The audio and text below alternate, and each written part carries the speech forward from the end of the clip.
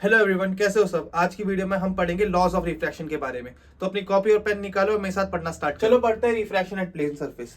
अब देखो, हमने आज तक पढ़ा है कि लाइट हमेशा स्ट्रेट पाथ में ट्रैवल करती है। ये बात सच है, बट पार्टली। हमेशा लाइट स्ट्रेट पाथ में ट्रैवल नहीं करती। जब तक लाइट किसी एक मीडियम में यानी कि हवा में है और हवा में ही चल रही है, स्ट्रेट पाथ में ट्रैवल करेगी। पानी में है और पानी में ही चल रही है, स्ट्रेट पाथ में ट्रैवल करेगी। बट जब ये अपना मीडियम या अपना इन्वायरमेंट चेंज करेगी, तब वो स्ट्रेट पाथ पे ट्रैवल नहीं करती। तब क्या होता है, लाइट बेंडिंग शो करती है। लाइट अपने पाथ से बेंड हो जाती है और उसी को हम बोलते हैं refraction. So what is refraction? Refraction is that when light travels from a denser medium to a rarer medium or vice versa, it bends from its path. This phenomena is called refraction. अब denser medium क्या होता है और rarer medium क्या होता है? देखो, density तो सबने पढ़ी होगी फिजिक्स में, है ना। डेंसिटी का मतलब क्या होता है कि कोई मीडियम ज्यादा डेंस है। उसका मतलब क्या है कि उसके पार्टिकल्स पास पास है। वही है यहाँ भी मतलब। डेंसर मीडियम के क्या होते हैं? पार्टिकल्स पास पास, पार्टिकल्स पास पास, है ना। और रेयर मीडियम के क्या होते हैं? दूर दूर, दूर दूर। अब देखो, जब लाइट डेंसर से रेयर मीडियम में जा रही है, तब लाइट बेंड कैसे करेगी? देखते हैं, आ जाओ। देखो, लाइट आई डेंसर से रेयर में। अभी लाइट ऐसे जा रही थी, ठीक है। और क्या है, ये नॉर्मल है ना। नॉर्मल सबको पता है क्या आता है। Normal is just a perpendicular to surface. जिस सरफेस पे रिफ्रैक्शन हो रहा है उससे एक परपेंडिकुलर ड्रॉ करो, वो हमारा क्या होता है? नॉर्मल, है ना। तो देखो, जब लाइट डेंसर से रेयर मीडियम में आती है तो लाइट ना नॉर्मल की तरफ बेंड कर जाती है। देखो, लाइट को इधर जाना था, इधर जाना था लाइट को। नॉर्मल यहाँ है, लाइट नॉर्मल के पास आ जाती है। तो जब डेंसर से रेयर लाइट जाती है तो क्या होता है? Bends towards normal, towards normal. अब ये क्यों होता है? That is not in your syllabus कि डेंसर से रेयर मीडियम में जाने में नॉर्मल के टुवर्ड्स क्यों बेंड होती है, क्योंकि ये क्लास 12th के टॉपिक्स है। तो इसमें ज्यादा मत जाओ अभी कि क्यों होता है। अभी सिर्फ इतना ध्यान दो कि ऐसा होता है, ठीक है। ये क्यों होता है इसका रीजन मैं समझाने बैठ गया तो एक लेक्चर उसी में निकल जाएगा। क्लास 12th के बच्चों को 40 मिनट यही चीजें बताते हैं कि बेंड ऐसी क्यों होती है, ठीक है। तो तुम बस उसमें ध्यान दो कि जब डेंसर से रेयर मीडियम में जाएगी तो light will bend towards the normal. अब जब रेयर से डेंसर में जाएगी तब क्या होगा? देखो, यहाँ भी नॉर्मल ड्रॉ करना है ना हमने, है ना।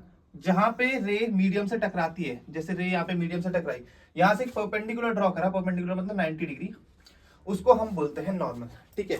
अब यहाँ लाइट को ऐसे सीधे सीधे ऐसे जाना था, ऐसे जाना था, ठीक है। अब ये क्या है? रेयर मीडियम यानी कि हमारी हवा मान लो और इसे ग्लास मान लो, और यहाँ भी ये मान लो ग्लास है और ये हवा है, ठीक है। तो जब हमारी लाइट रेयर मीडियम यानी कि हवा से डेंसर मीडियम यानी कि ग्लास में जा रही है, तब क्या करती है लाइट? तब लाइट करती है bend away from the normal, normal से दूर।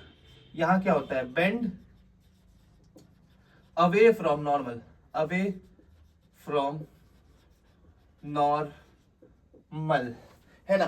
तो ये दो केसेस हमें ध्यान रखने हैं कि लाइट जब किसी एक मीडियम से दूसरे मीडियम में जाएगी तो क्या करेगी? वो बेंड करेगी। अगर डेंसर से रेयर में जा रही है तो बेंड टुवर्ड्स नॉर्मल, और अगर रेयर से डेंसर में जा रही है तो बेंड अवे फ्रॉम नॉर्मल। ये तुम प्रिंसिपल ऑफ रिवर्सिबिलिटी से भी देख सकते हो। प्रिंसिपल ऑफ रिवर्सिबिलिटी बेसिकली क्या होता है कि लाइट अपना पाथ रिट्रेस करती है। मतलब अगर वो डेंसर से रेयर मीडियम में जा रही है, ठीक है, डेंसर से रेयर मीडियम में जा रही है। देखो, डेंसर से रेयर मीडियम में जा रही है तो ऐसे जा रही है। अब यहाँ पे अगर मैं ग्लास लगा दूं, कांच, ठीक है, ग्लास सॉरी मिरर, मिरर रख दूं तो लाइट क्या करेगी? अपना पाथ रिट्रेस करेगी। देखो, लाइट यहां से ऐसे वापस आएगी और इधर निकल जाएगी। अब देखो, इस केस में क्या हो रहा है? ये लाइट हमारी कुछ ऐसे जा रही थी, ये हमारा नॉर्मल था। क्या करना है लाइट ने? Bend away from the normal, ठीक है। रेयर से डेंसर में गई, नॉर्मल ये था, लाइट ऐसे जा रही थी। देखो, उल्टा आने की तरफ ऐसे जा रही थी, क्या कर गई? नॉर्मल से दूर। तो इसको तुम प्रिंसिपल ऑफ रिवर्सिबिलिटी से भी समझ सकते हो।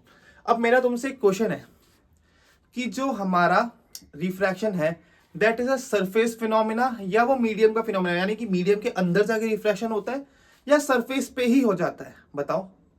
रिफ्रैक्शन बेसिकली क्या होता है? बेंडिंग। बेंडिंग कहां पे हो रही है? देखो, जैसे ही यहां सरफेस पे लाइट पड़ी वैसी हमारी लाइट बेंड हो गई। मीडियम के अंदर जाने के कुछ फर्क नहीं पड़ रहा उससे। जैसी सरफेस चेंज हुआ, जैसी मीडियम चेंज हुआ, जो सरफेस है जॉइनिंग द टू मीडियम्स, वहीं पे हमारी लाइट क्या हुई? बेंड हो गई। तो refraction is our surface sorry surface phenomena. जुकाम हो रहा है यार आजकल, अपनी तबीयत का ध्यान रखो, तुम्हें भी हो जाएगा वरना, ठीक है। तो रिफ्रैक्शन क्या होता है, हमारा सरफेस फिनोमिना होता है। अब क्या लाइट किसी एक मीडियम से दूसरे मीडियम में जाने में हमेशा बेंड करेगी? हमेशा बेंड करेगी? चलो आ जाओ देखते हैं हमेशा बेंड करेगी या नहीं करेगी। इसे तुम नोट डाउन करो, मैं तब तक दूसरी साइड लिखता हूं। अब देखो, कंडीशन टू पास अनडिविएटेड पढ़ने से पहले इस पे भी ध्यान मत दो, हम थोड़ा ये देख लेते हैं कि रिफ्रैक्शन होता क्यों है, बेसिक आइडिया लेते हैं।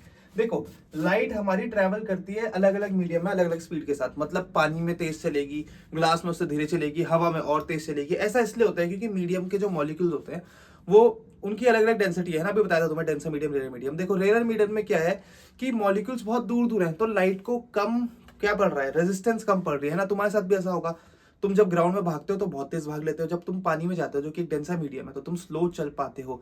वैसी लाइट के साथ भी होता है कि अलग अलग मीडियम में उसकी स्पीड अलग अलग है। अब देखो, जब भी लाइट आती है तो लाइट हमेशा बीम की फॉर्म में आती है ना, एक रे लाइट की तो आती नहीं है, there is always a beam of light. अब देखो, जब लाइट की एक बीम आ रही है, हम बीम देखना हमेशा पैरेलल चलती है। अब देखो, एक ये साइड इसकी ए, दूसरी साइड इसकी बी। यहाँ क्या हो रहा है, जब लाइट किसी सरफेस पे पड़ रही है that is separating the two medium, देखो ये एक मीडियम 1 है, ये मीडियम 2 है ना। तो यहाँ क्या हो रहा है कि जो हमारी ए साइड वाली बीम है लाइट की, वो पहले मीडियम के अंदर चले जा रही है, यानी कि उसकी स्पीड पहले कम या पहले ज्यादा हो जा रही है कंपेयर टू बी। तो मतलब ये किसी एक सर्टेन स्पीड से हमारी चल रही है, बट इसकी स्पीड कम या ज्यादा हो गई, कम या ज्यादा हो गई, ठीक है। उसी की वजह से हमारा क्या होता है, रिफ्रैक्शन होता है, क्योंकि एक पार्ट की स्पीड हमारी कम हो जाती है, दूसरे पार्ट की स्पीड ज्यादा होती है। ये तुम कार से भी देख सकते हो यार, जब भी हमारी कार चलती है, किसी एक टायर में अगर ज्यादा स्पीड आ जाए, जैसे ये मड है, सपोज यहाँ से गाड़ी आ रही है, यहाँ पे कीचड़ पड़ा है, तो गाड़ी भी एकदम से टर्न कर लेती है ना, जैसे ही रोड से कीचड़ में तुम लेके आओ टेढ़े में, है ना। एक टायर में स्पीड ज्यादा होती है, एक टायर में स्पीड कम होती है, तो क्या करती है गाड़ी भी क्या करती है, टर्न हो जाती है। यहाँ पे देखो, स्टिमुलेशन में हो रही है ना गाड़ी भी टर्न, तो ऐसी लाइट भी टर्न करती है।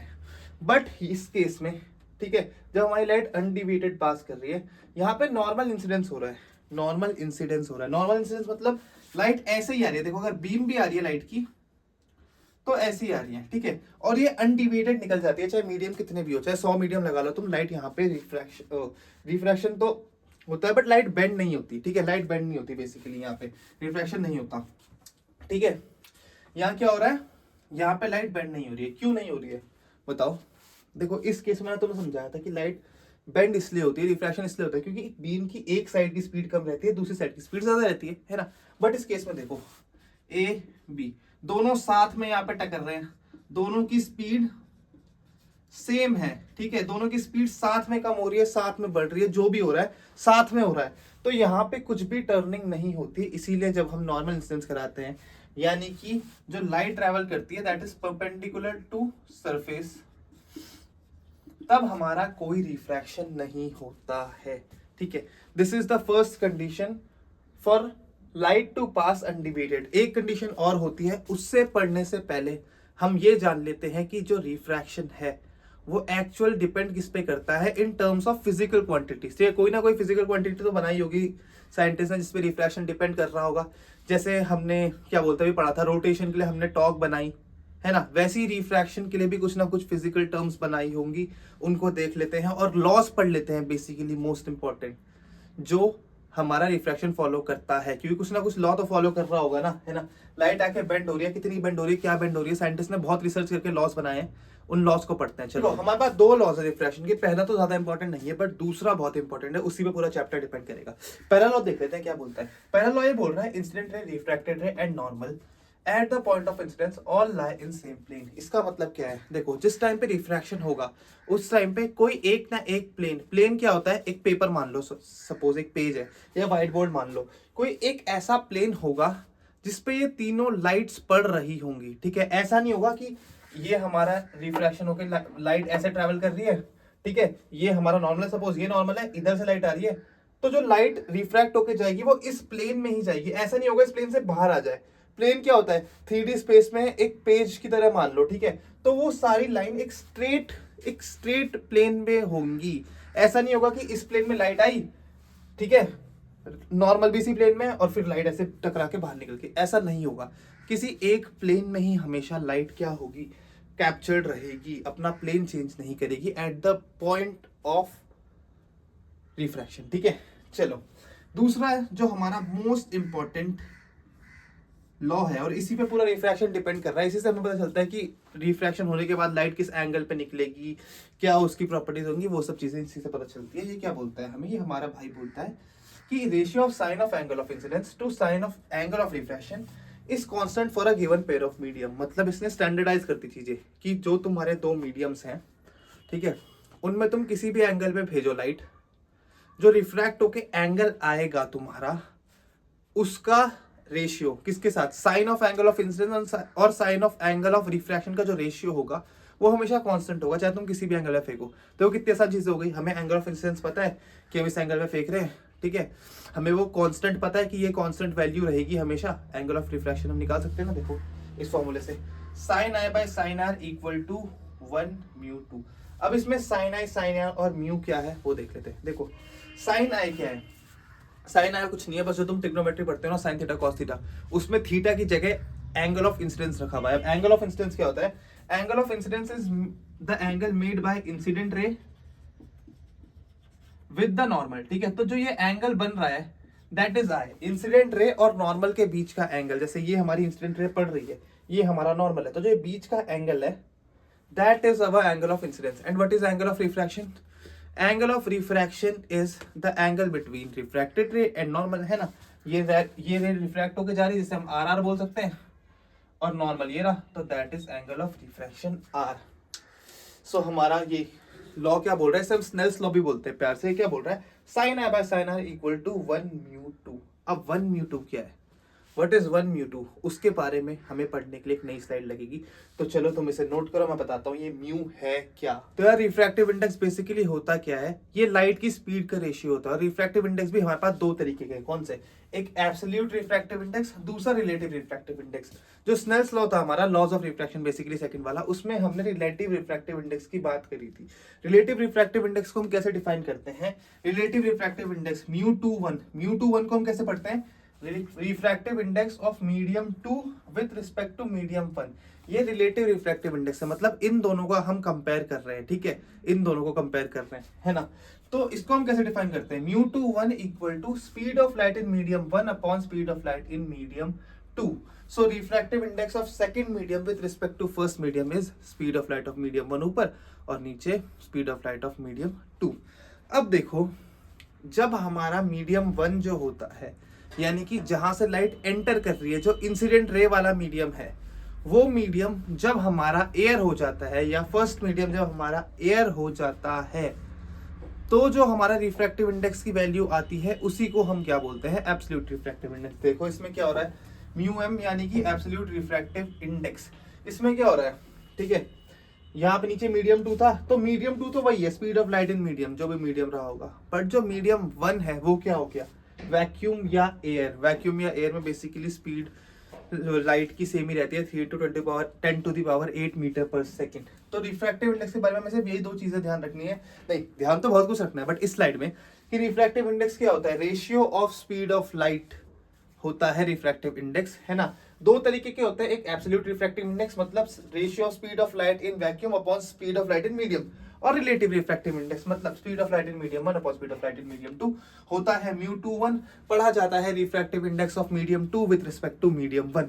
चलो इसे नोट करो और आगे बढ़ते हैं हम, कुछ इंपॉर्टेंट फॉर्मूलाज है रिफ्रैक्टिव इंडेक्स के। चलो ये कुछ इंपॉर्टेंट फॉर्मूला है रिफ्रैक्टिव इंडेक्स के, सिर्फ इतने फॉर्मूले याद रखने हैं, ठीक है, 5 है ये, बस ज्यादा नहीं है, ठीक है। पहले दो फॉर्मूले तो रिफ्रैक्टिव इंडेक्स की डेफिनेशन ही है। ये क्या है, म्यू एम क्या होता है, एब्सोल्यूट रिफ्रैक्टिव इंडेक्स, जिसकी फॉर्मूला क्या होता है, speed of light in vacuum, जिसे हम सी से डिफाइन करते हैं, upon speed of light in medium. Mu 2 1 ये क्या है, refractive index of second medium with respect to first medium. इसका फॉर्मूला क्या होता है, speed of light in medium 1 upon speed of light in medium 2। ये वो फॉर्मूला हो गया, ये है थोड़ा बढ़िया सा, ठीक है। म्यू 2 1 होता है हमारा म्यू 2 बाय म्यू 1। म्यू 2 1 मतलब refractive index of second medium with respect to first medium क्या होता है, ऊपर रख लो सेकंड मीडियम का रिफ्रैक्टिव इंडेक्स, नीचे फर्स्ट मीडियम का रिफ्रैक्टिव इंडेक्स रख लो। और जब हम मल्टीप्लाई करते हैं म्यू 2 1 और म्यू 1 2 को, म्यू 2 1 और म्यू 1 2 को, देखो इसमें दोनों उल्टे हैं, तो हमें क्या मिलता है 1। ये कैसे, ऐसे कैसे, इसको प्रूफ करूं, चलो जब प्रूफ करके दिखाता हूं। देखो यहां से बस इस म्यू 1 को ऊपर ले आओ और म्यू 2 को नीचे ले आओ, ठीक है। ये क्या हो जाएगा μ21 मल्टीप्लाइड बाय μ1 बाय μ2। अब हमें पता है कि μ21 होता है μ2 बाय μ1, है ना। अब अगर यहाँ मैं 2 की जगह 1 कर दूं तो यहाँ भी मुझे 2 की जगह 1 करना पड़ेगा, और यहाँ 1 की जगह 2 कर दूं तो यहाँ भी 1 की जगह 2 कर दिया।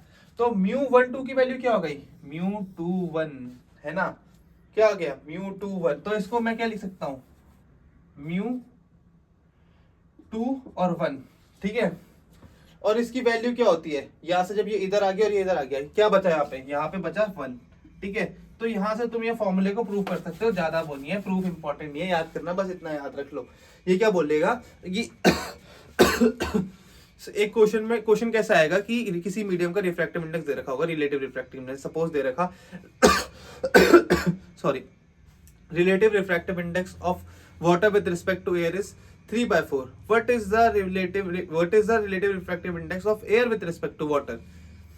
तब तुम्हें ये वाला फॉर्मूला यूज करना पड़ेगा, μ21 इंटू μ12 इक्वल टू 1। मैं अभी करके दिखाऊंगा, पहले हम एक और इंपॉर्टेंट फॉर्मूला निकाल ले, रिलेशन विथ वेवलेंथ। वेवलेंथ के साथ क्या रिलेशनशिप है, देखो लाइट क्या है, हमारी इलेक्ट्रोमैग्नेटिक वेव है, इतना तुम्हें पता होगा, जो हमारी आंखों को सेंसेशन देती है, विजिबिलिटी के, ठीक है। लाइट में होती है इलेक्ट्रिक फील्ड और मैग्नेटिक फील्ड दोनों, ठीक है, वो चलती है।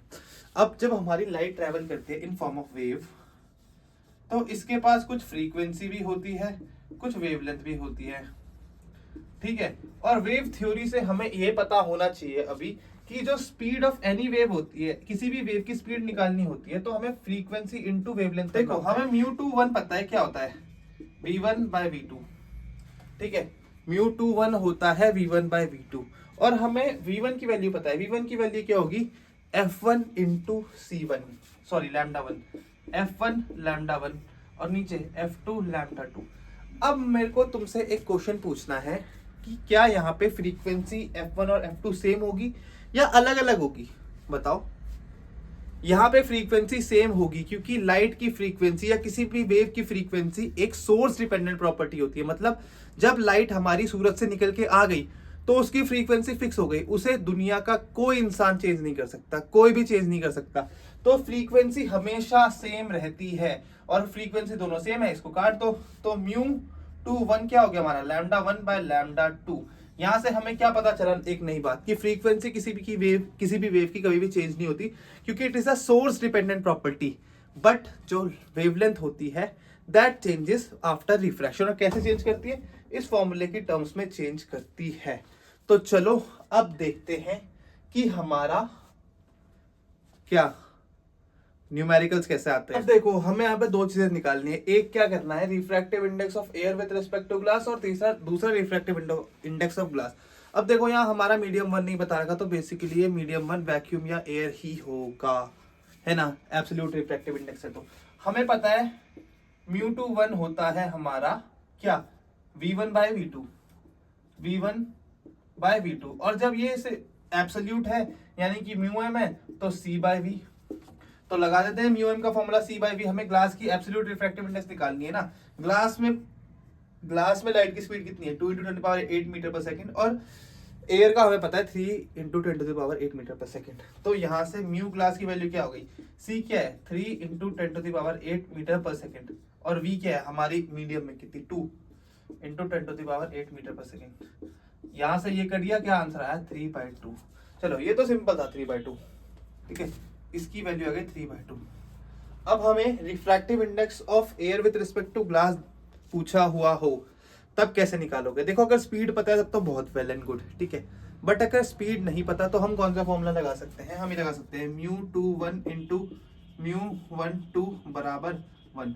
तो हम अभी यही वाला यूज करते हैं, ठीक है।